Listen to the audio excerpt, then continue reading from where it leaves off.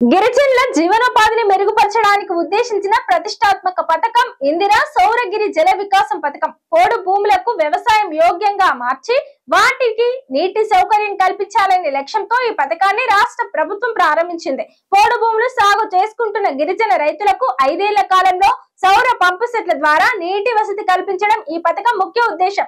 దీని ద్వారా దాదాపు 2.1 లక్షల మంది గిరిజన రైతుల ఆధీనంలో ఉన్న 6 లక్షల ఎకరాలకు సాగునీరు అందించాలని ప్రభుత్వం లక్ష్యంగా పెట్టుకుంది.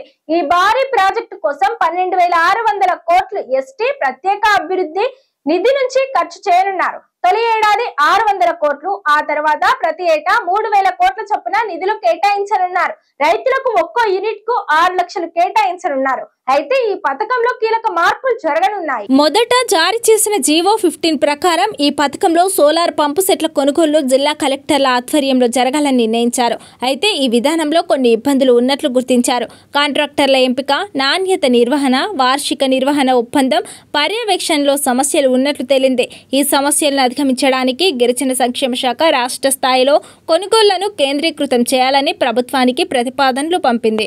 దీని ప్రకారం పునరుద్ధరణీయ ఇంధన వనరుల అభివృద్ధి సంస్థను నోడల్ ఏజెన్సీగా నియమించాలని సూచించింది. ఈ మార్పుల వల్ల పథకం అమలు వేగవంతమవుతుంది. కేంద్రీకృత కొనుగోళ్ల వల్ల నాణ్యతలో ఏకరూపత సాధించవచ్చు.